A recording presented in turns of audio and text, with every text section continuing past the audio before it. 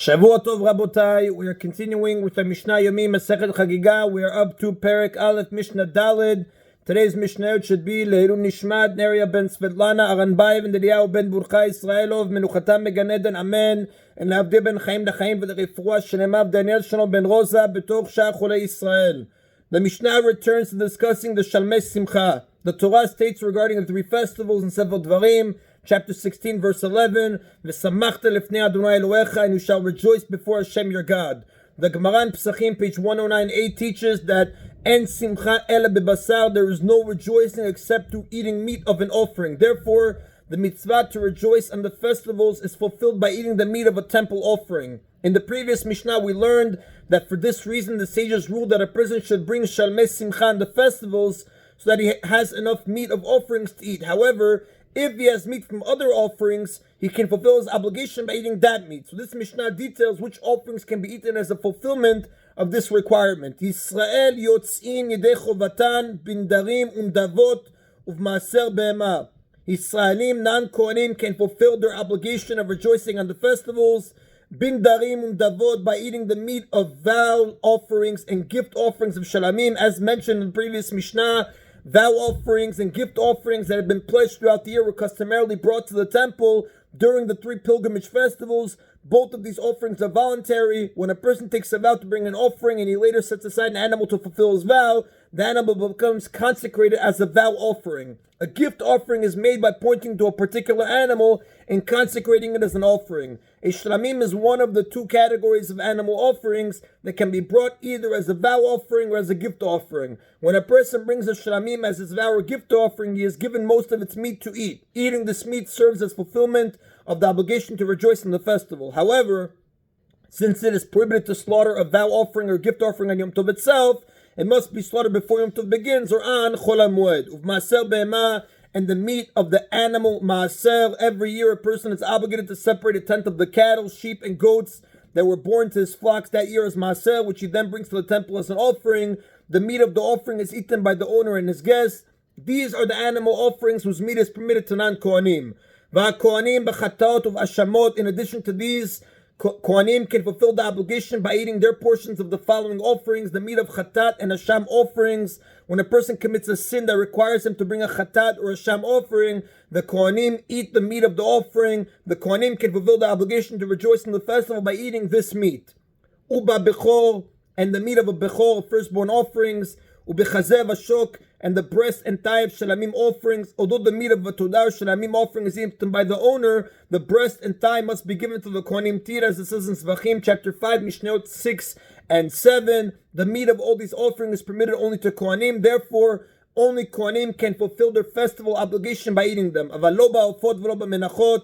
However, even Kohanim cannot fulfill their obligation to eat meat on Yom Tov by eating the meat of bird offerings, nor by eating mincha, flour offerings. The Gemara on page 8b derives that only the meat of species that can be used for a Chagigah offering can be eaten as fulfillment of the obligation to rejoice on the festivals. Birds and flour offerings, which may not be brought as a Chagigah offering, are not included. And that is on Abotav Mishnah Daled.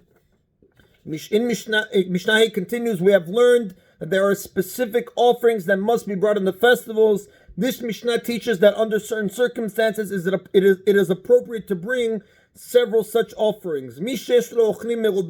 Someone who has many people, many household members eating the festival meals with him, and few possessions, limited funds with which to buy offerings, should bring many shalamim, many shalamei chagigah to feed his family members, and few olot riyah, which are completely burnt on the altar and are not a source of food. The Gemara on page 8b notes that even if his churin funds are limited, he is able to afford many shalamim offerings since he can buy them using his mashel sheni money.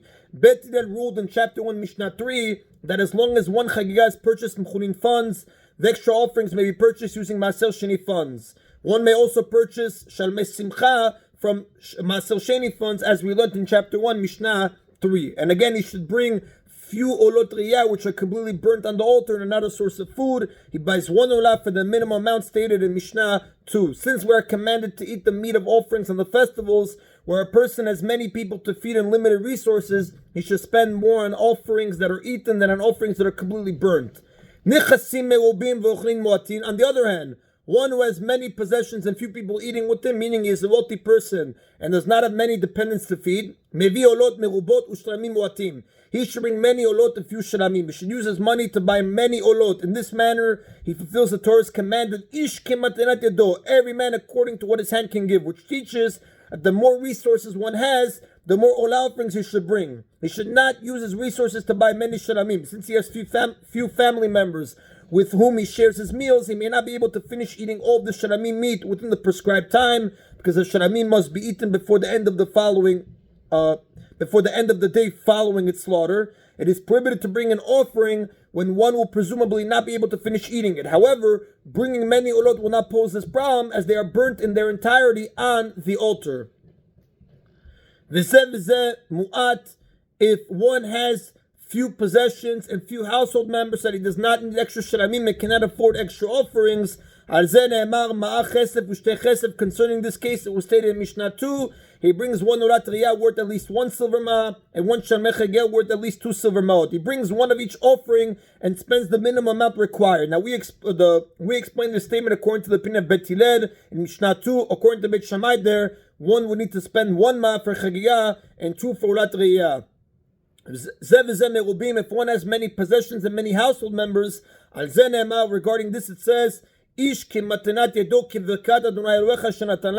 man according to his hands giving, according to the blessing that Hashem your God has given you. Meaning, he should bring many olot and many shlamim. The first half of the verse refers to olah offerings. The more wealth Hashem has granted someone, the more olot he is encouraged to bring. The second half of the verse, according to the blessing that Hashem your God has given you, teaches that the more family members a person has, meaning the more blessing that Hashem your God has given you, the more shlamim you should bring, as Rashi explains on that pasuk. And that is the Nabotav today's Mishna Yomi. Everybody should have a Shabbat Tov. Baruch Adonai Leolam. Amen v'amen.